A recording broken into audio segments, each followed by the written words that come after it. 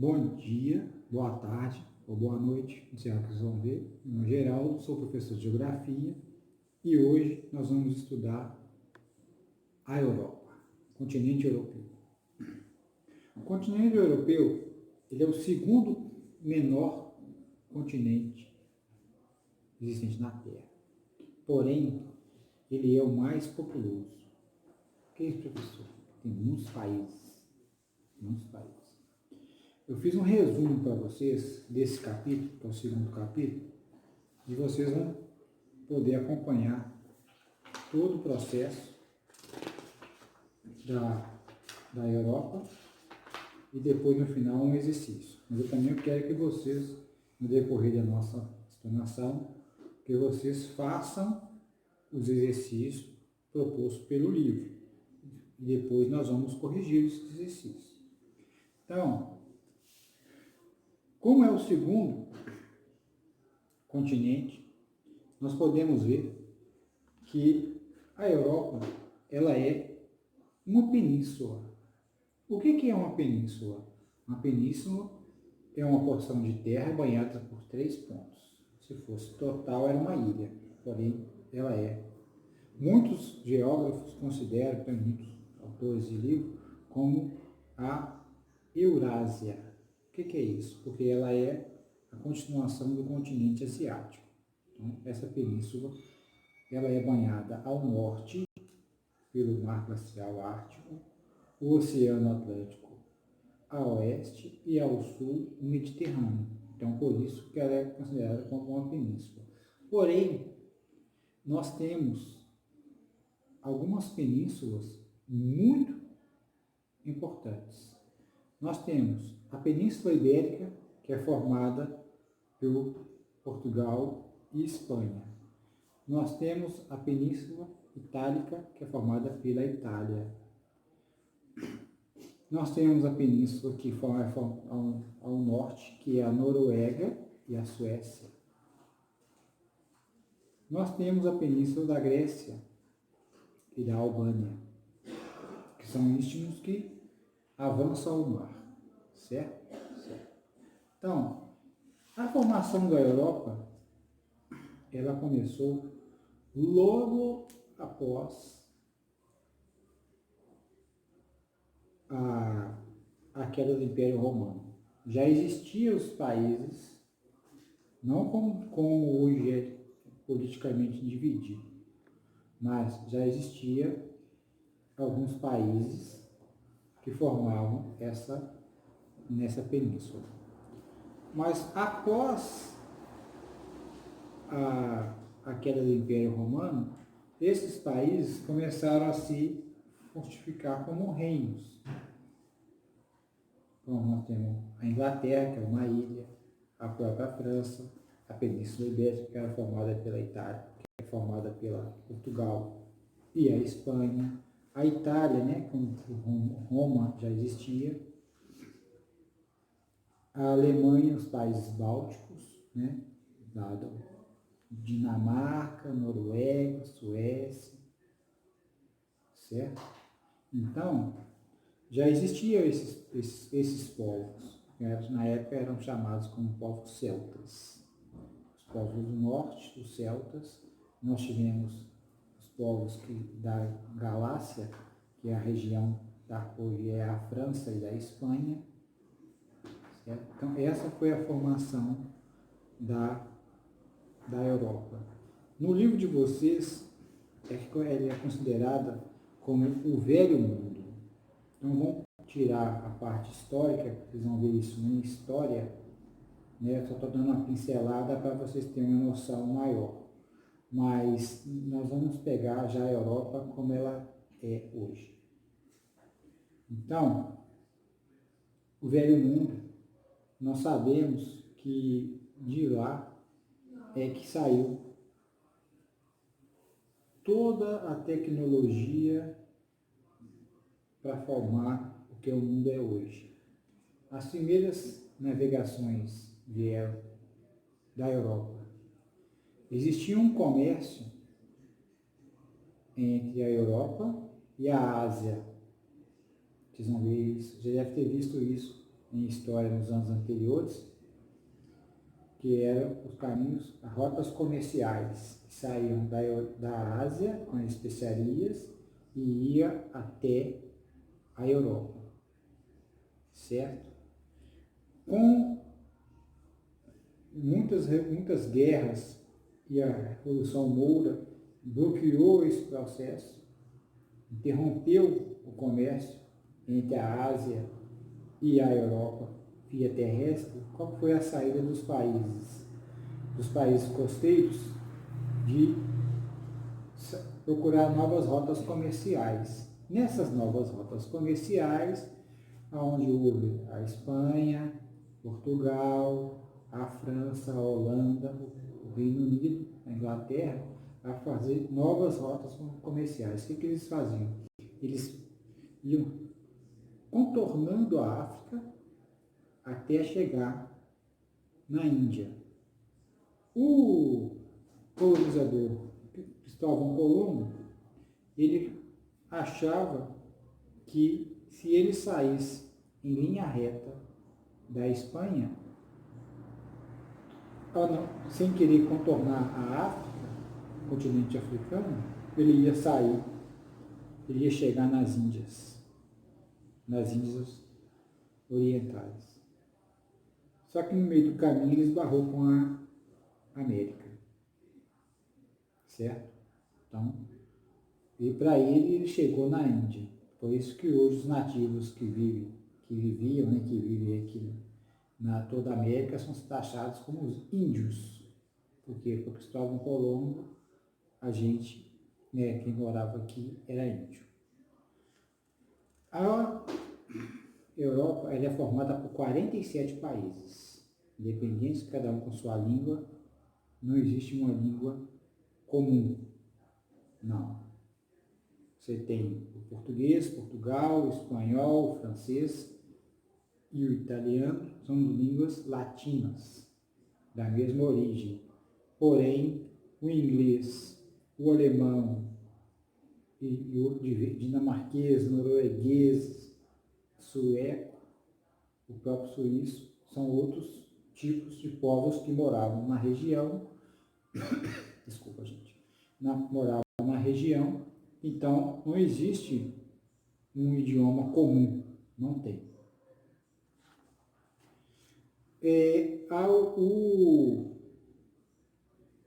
Vamos colocar assim, a localização dela, conhecida como Velho Mundo,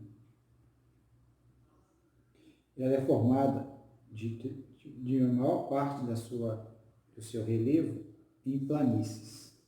Ela é uma planície, onde a sua hidrografia é muito valorizada. Por que ela não é muito valorizada?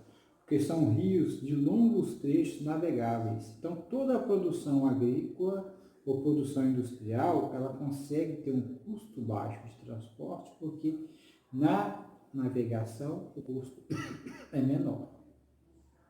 Não existe obstáculo natural, são pequenos em vista do vasto continente. A separação da Europa com a Ásia são os montes Urais, que é o obstáculo natural da Rússia europeia para a Rússia asiática. O mapa de vocês, na página 39, ele vai fazer um apanhado geral desse relevo, como é que é a situação do relevo na Europa. Nós sabemos que a Europa, como é um velho continente, e os países altamente desenvolvidos e industrializados, esse processo, eles vêm decorrer da Revolução Industrial que houve no século XVIII na Inglaterra, que foi de 1770, na primeira Revolução Industrial, até 1860. Aí depois nós tivemos a segunda Revolução Industrial, que foi de 1860 até 1900. Na primeira etapa dessa Revolução Industrial, nós tivemos só a Inglaterra. A mecanização dos teares e a criação da máquina a vapor. Na segunda Revolução Industrial, esse processo já chegou nos países do continente europeu, apesar da Inglaterra a ilha, ele pertence à Europa.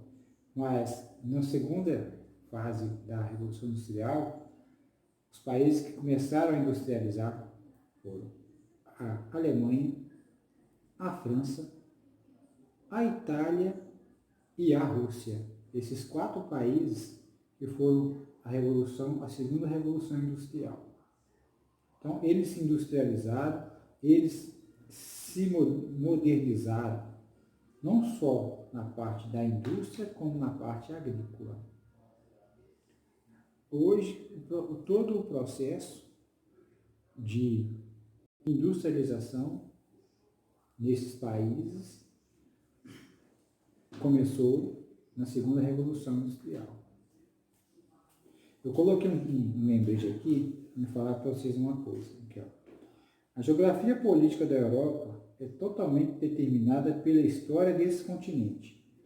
Após inúmeros séculos de ocupações, invasões e revoluções, a Europa chegou ao seu formato atual, embora ainda muito instável, em algumas regiões como a Geórgia e a questão basca. A Geórgia, ela era logo após a Segunda Guerra Mundial, ela era um país socialista, porque quando houve a Segunda Guerra Mundial, a União Soviética, na época ainda era a União Soviética, ela ficou como um país soviético. No final do regime socialista de 1991, ela voltou a ser um país independente, mas existe um conflito interno. E a questão basca é a região no sul da Espanha, é onde o povo basco quer a separação da Espanha, virar um país independente, os bascos, onde tem revoltas, tem guerrilhas, tem terrorismo. Porém, eles querem desvincular do país espanhol, da Espanha. O clima da Europa é influenciado pela associação de diversos fatores geográficos, como corrente do Golfo do México, influências marítimas, disposição do relevo, a latitude e ventos dominantes. O clima pode ser localizado totalmente no hemisfério norte e com altitudes que ficam em torno de 340 metros de altitude, no nível do mar. Então você pode ver que não é um continente com elevações, é um continente de planície.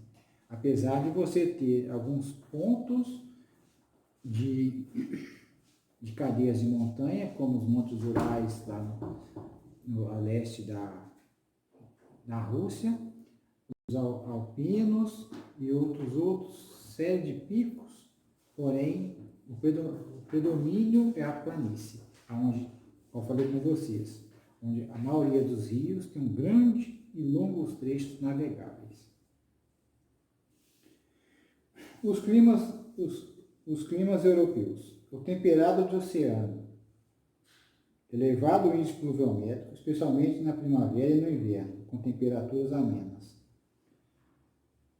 Temperado continental, localizado a centro e a leste da Europa, as chuvas têm menos incidência, como no temperado oceano, e amplitudes térmicas mais elevadas.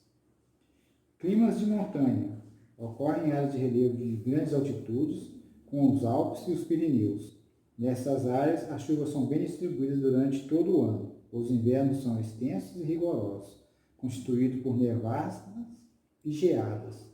Subpolar. Mas espera aí, a Europa tem subpolar? Tem. Os países como a Islândia e o norte da Noruega e da Suécia, eles estão dentro do Círculo Polar Ártico. Groenlândia, ela pertence à Dinamarca, e a Groenlândia, ela se encontra praticamente toda dentro do Círculo Polar Ártico. Por isso que nós temos as regiões árticas com o clima subpolar. Próxima à região ártica é constituída de duas estações bem definidas. O inverno é extremamente rigoroso e longo, com temperaturas que atingem menos de 50 graus. E o verão é bastante curto, com temperaturas que variam entre 16 e 21 graus.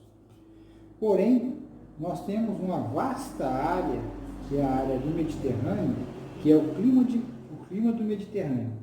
É encontrado ao sul da França, caracterizado por versões quentes e invernos mais amenos. Há duas estações bem definidas, seca no verão e chuvosa no inverno. Eu deixei fiz um mapa para vocês, para ficar bem mais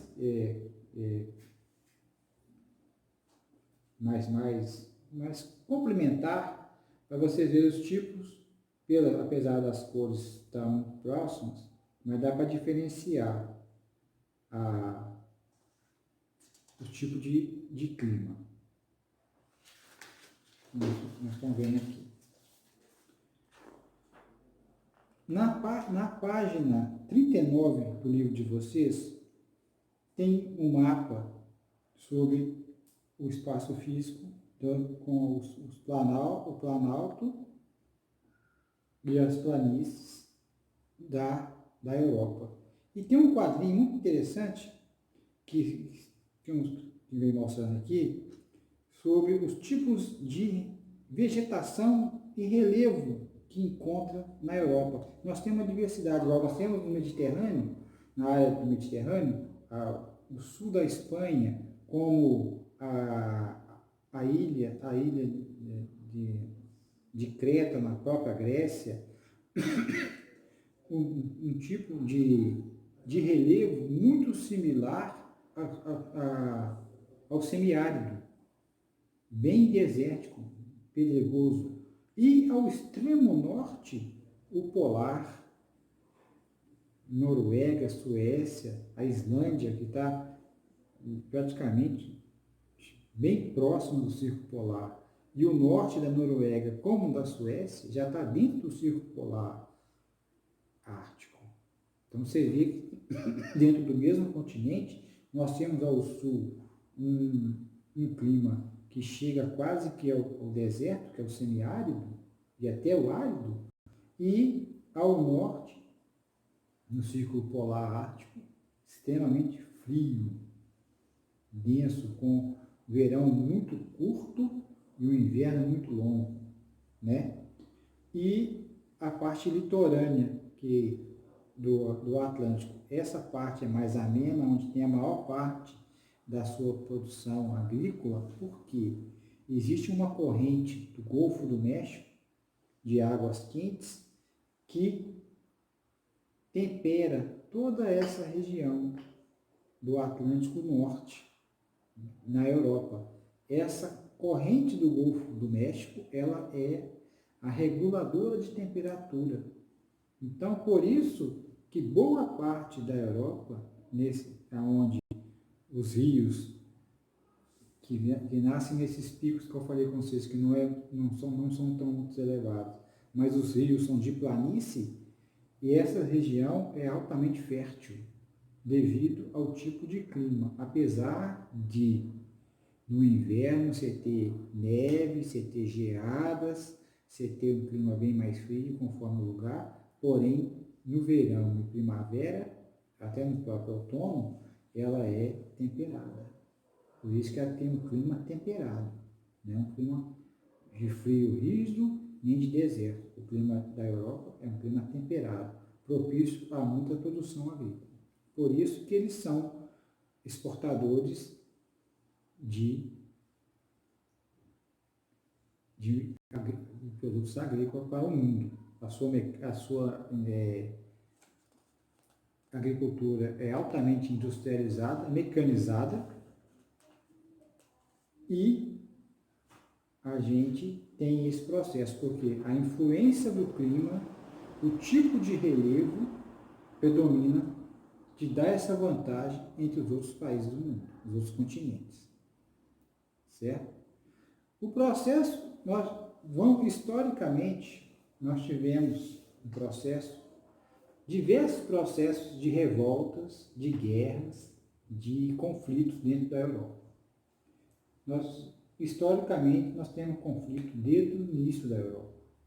Primeiro era o conflito entre eles, alguns países, e o Império Romano. No instante que o Império Romano terminou, conflitos internos de etnias, saxões e celtas, e assim vem nessas guerras.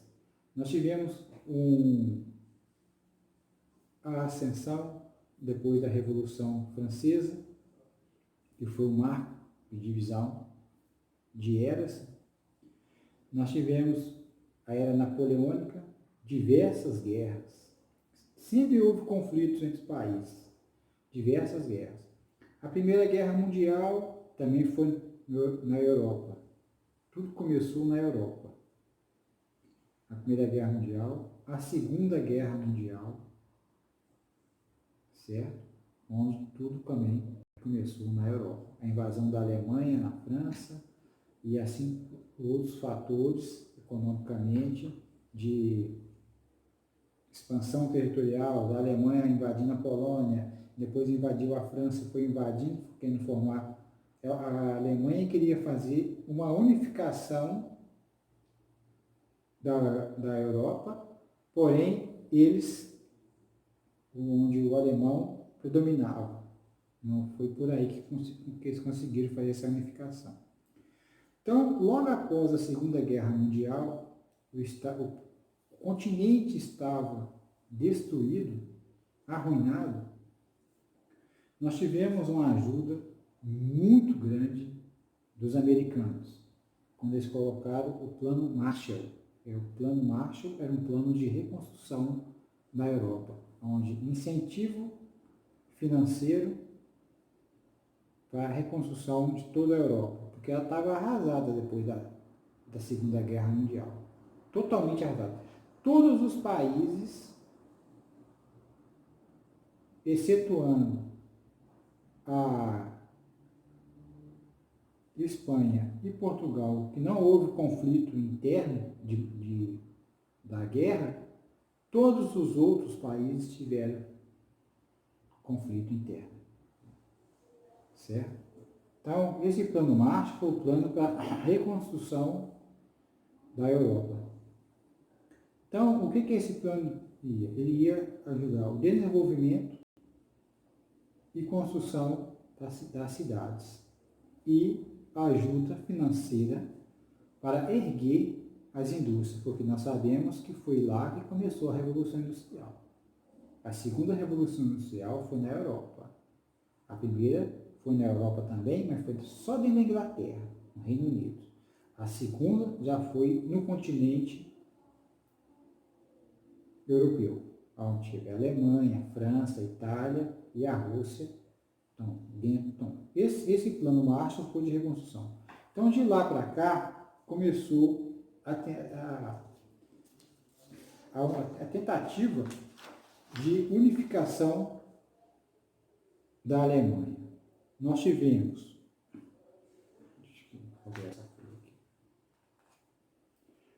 da União Europeia, nós começamos com os programas de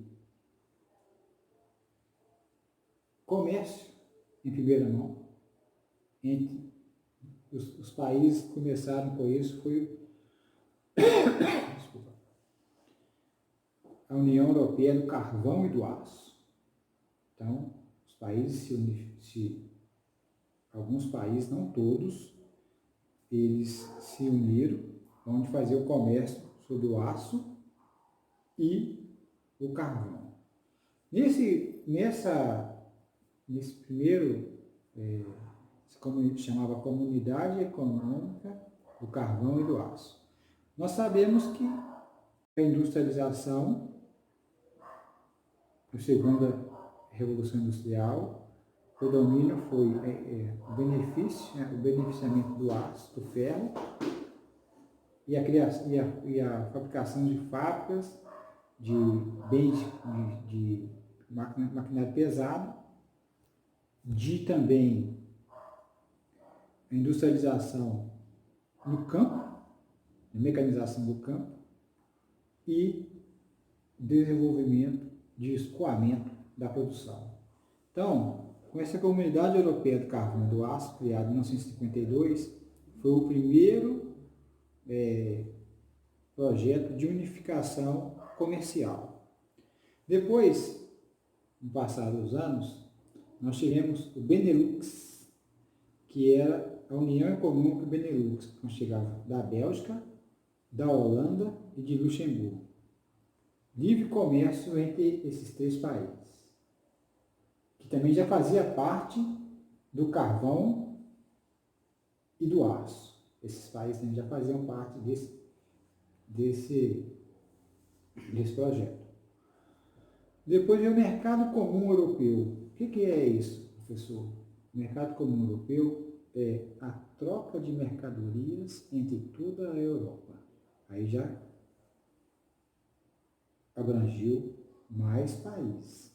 Nós tínhamos 5 do carvão e do aço, mais 3 da Benelux, e agora entrou a grande maioria dos países.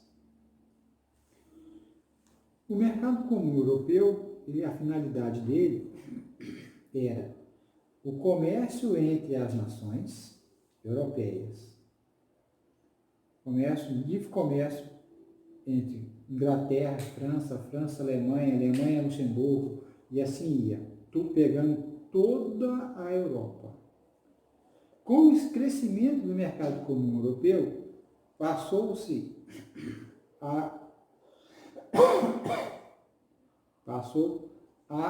esse mercado comum europeu, ele passou a influenciar todo o mundo. Por quê? Eles detinham o poder na industrialização. Eles passaram a repartir as suas indústrias pelo resto do mundo. Eles precisavam de fazer o comércio. Então, eles tinham o mundo como cliente.